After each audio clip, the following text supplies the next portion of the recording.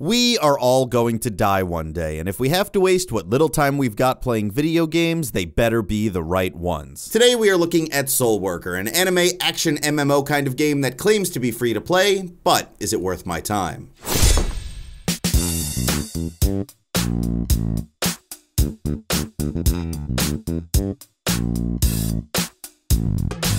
The Worth My Time video series has been doing great on this channel over the last few months. Tons of new people have joined the channel, and I want to say thank you to everyone. Everybody unsubscribe from Anthony CSN right now. Anthony. Come on, 49,000. Yeah! Everybody sub again. What's it gonna do? Is it gonna go up? Is it gonna go up? Is it gonna hit 50,000? What gonna do is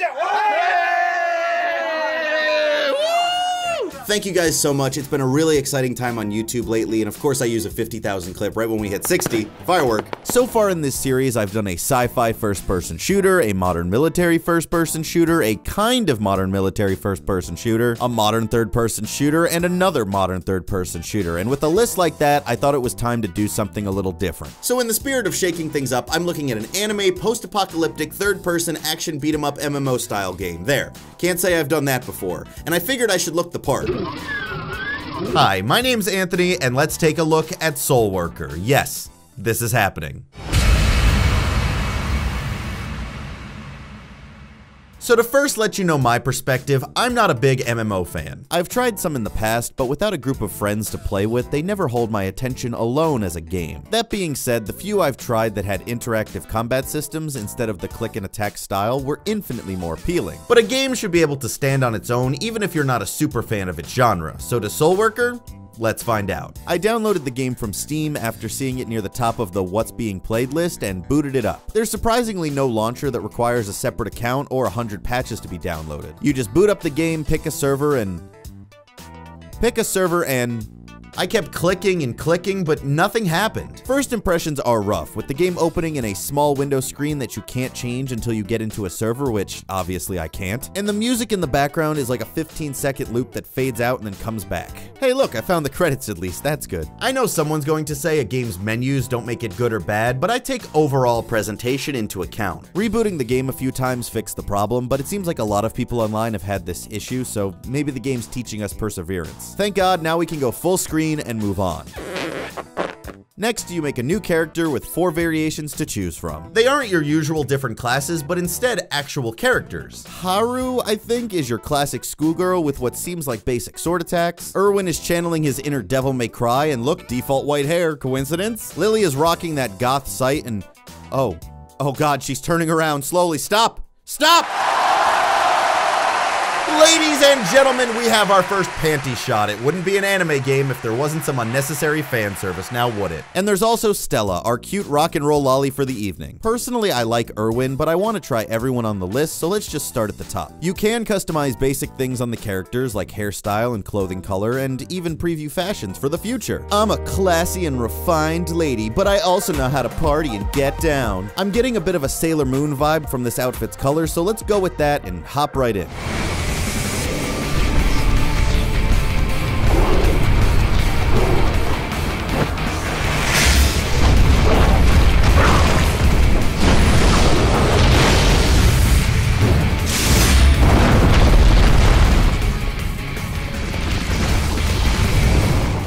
Starting on a positive note, Soul Worker definitely has some style. We can argue if the tech they are utilizing to display that style is up to par, but someone had this vision for a weird-looking world and some high-action scenes. On a bad note though, the very first cutscene in the game doesn't keep your character's outfit. You just finished customizing your character a little bit, and they take that away from you instantly. Sadly, this carries through to the rest of the game as well, or at least the cutscenes I've seen so far. Don't even give people the option if you're gonna be lazy about it. This intro shows you the very basics and runs you through a quick tutorial before spitting you out into a hub with other players. For an example most people will understand, this game is structured like Destiny, with a hub world where players can interact, talk to NPCs, get quests, and then go do those quests. Destiny itself took inspiration from the action MMO genre and put it into shooter form, so it's not a crazy new formula. But while Destiny had almost no story, Soul Worker seems to have the opposite problem. It never shuts up.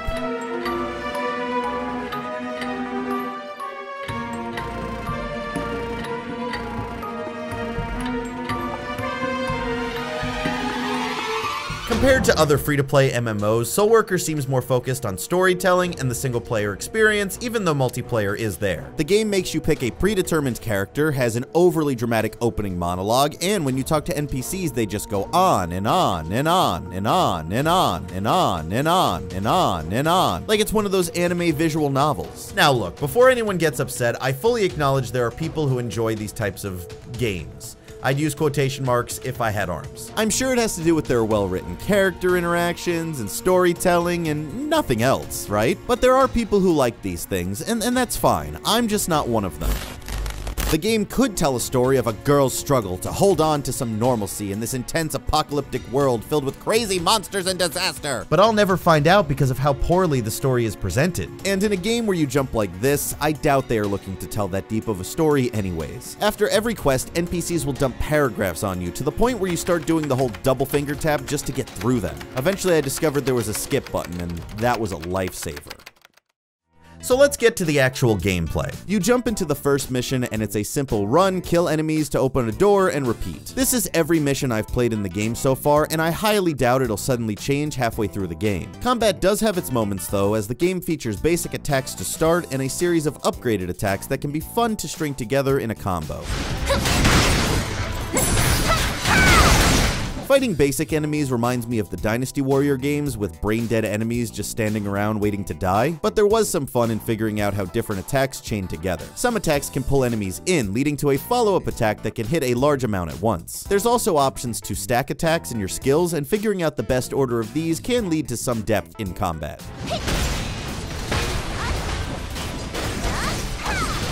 The game is responsive when it comes to dodging and movement, and I never felt like I took a hit that I didn't deserve. That being said, most fights can be won by just running in circles and spamming healing items till you win, so pro tip.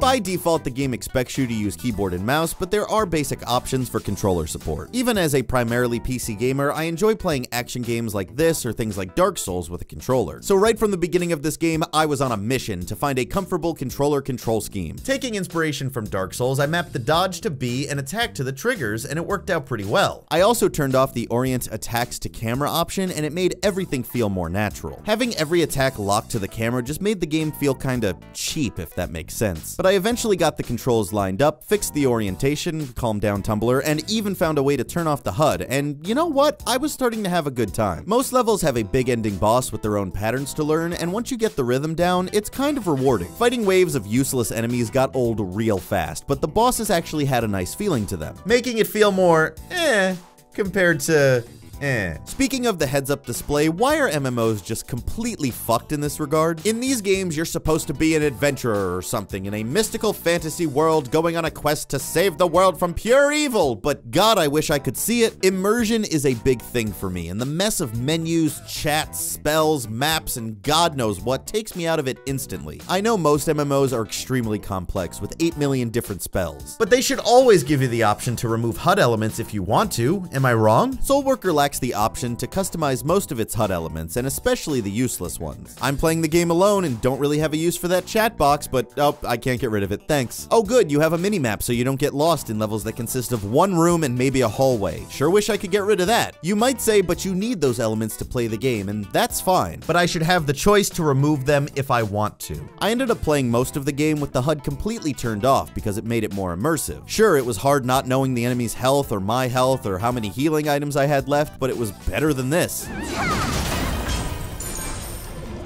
Not giving players simple options in the menus speaks to the game's overall lazy feeling. Right from the sword clipping through the ground on the main menu, to the outfits changing in the cutscenes, to the game's stiff and lackluster animation, everything feels cheap. Missions are made up of just a few stitched together rooms that require a loading screen between each small section, and the game reminds me of a PlayStation 2 launch game where they were still kind of figuring out some of the 3D stuff like basic camera controls. I can see it now being reviewed on X-Play back in 2002.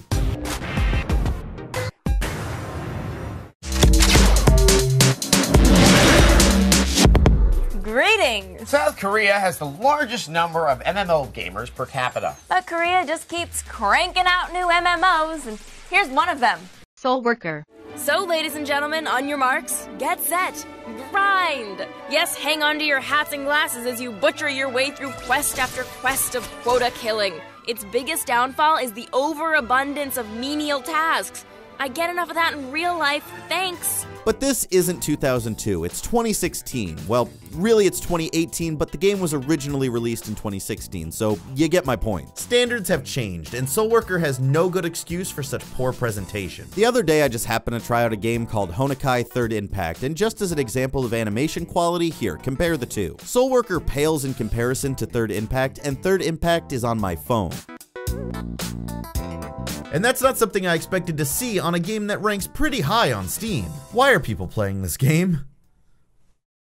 On the business side of things, Soulworker seems pretty normal. It has both in-game gold and fancy raccoon gold that can be found in-game, but to get any meaningful amount, it will take a very long time. So the game seems to make its money on convenience. You can eventually buy those pants if you play the game long enough, or you could just buy them with real money. Oh, speaking of pants, that reminds me. The other night on Twitch, a bunch of people from the Soulworker community joined, and they were really nice. I feel bad for coming down so hard on this game because the people in its community seem positive. One of them even offered to trade with me. Now, that night on Twitch, I was on a mission. Guys, we gotta buy pants. Our goal tonight is to get 1,500 points and buy pants. Do you understand me?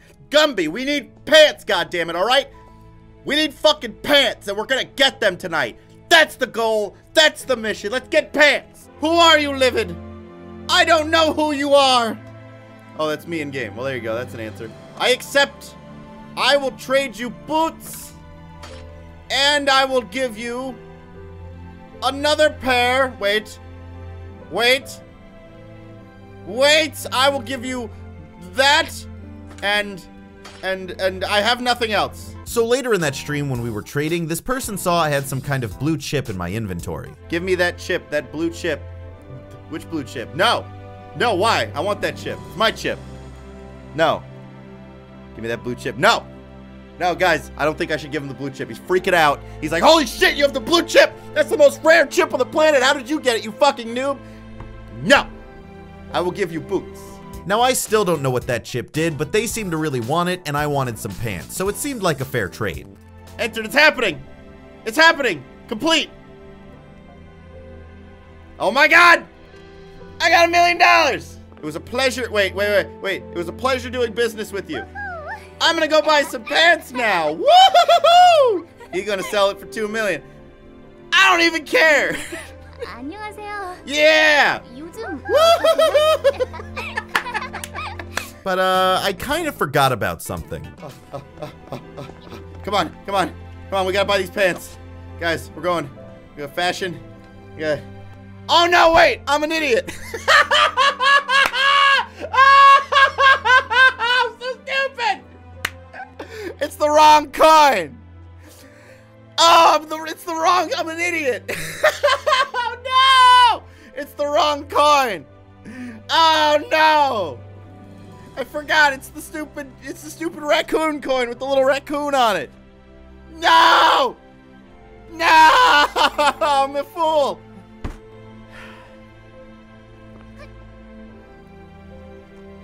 I just wanted pants. Anyways, back to shitting all over Soulworker. Look, I want to say now, if you enjoyed this game or games like it, the more power to you. I'm not saying you're wrong or stupid, I just feel like these games could be done so much better. Because my biggest problem with this game is more about the MMO genre than Soulworker itself. The game as a game is boring. I started out somewhat enjoying myself, it looks cheap, but it's a simple beat-em-up style affair, and it is what it is. I started out somewhat enjoying myself, it looks cheap, but it's a simple beat-em-up style affair, and it is what it is. I started out somewhat enjoying myself, sure it looks cheap, but it's a simple beat-em-up style affair, and it is what it is. But after a few missions, I hit a roadblock. You see, to enter missions, you have to be a certain level. You can't do this one till level 5, oh, you can't do this one till level 10, so you know what that means, grinding the same missions over and over and over and over and over and over until you reach the next level. I did the side quest, I did the optional quests, and still, the game never gave me enough experience to move on comfortably. I didn't even bother with the other characters at this point because the structure is the same. And Irwin's guns are even treated like short-range attacks like swords anyways, so it just reminded me of a better combat system somewhere else. This party's getting crazy. Let's rock.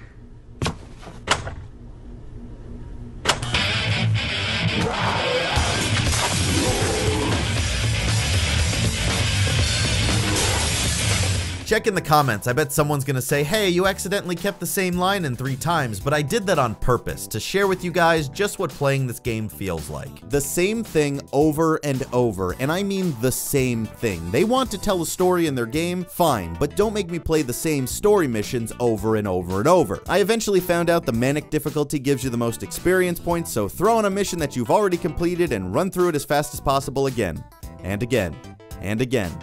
And again. I started to figure out strategies by running through a room to get all of the enemies after me and then running back so I could attack them all at once, and then I would— Stop. No one should have to bend over backwards this much to make a game enjoyable. It's a war of attrition with this game because it has some cool elements to it. The world has some interesting visuals and a couple of creative creatures that I've seen so far, and Jesus Christ, the game even has an adorable corgi that follows you around and does tricks. Ooh, look at you. Hey, look at you. Hey, look at you. Get the fuck out of here, cat. Look at you, corgi. Oh, come here, corgi. Come here, boy. It's kind of sad, guys, because what started out as goodwill for the game being a simple beat-em-up turned into boredom and then into hate. No one should ever hate a game with corgis, but my god have they done it. When I told people who are into this game that I thought it was repetitive, they said wait till you get to the end game, it gets even worse, and that's a shame. Any positives the game might have later on are negated by the slog to get there. But I have to ask, why waste your time on something like this? Is it to play with friends? I can kind of understand that with a mindless thing to just play, but if you're gonna play alone, there has to be better options. Is it the art style, the story, the cute girls dancing?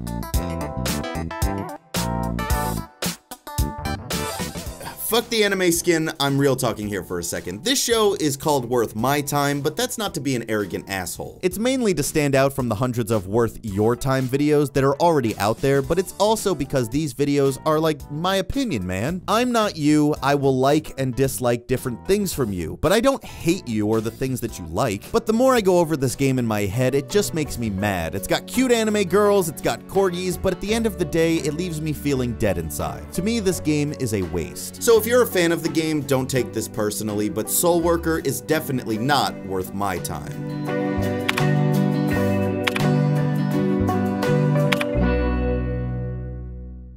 Thank you guys so much for watching. I hope you enjoyed this video. Hey, look, a game I didn't like. I guess I didn't like the first one, but this game I really didn't like. Like, it's just annoying. But that's just what I think. Let me know what you guys think. Are you gonna check it out after watching this video? Probably not. But if you're a fan of it, seriously, tell me why. What did I miss that you enjoy about this game so much? So thank you guys so much for watching. Hit that like button if you want to support the show. Subscribe to the channel if you're not. And if you want to go above and beyond, consider supporting me on Patreon. That being said, let's give a special thanks to everyone who donated over $5 on Patreon. Go!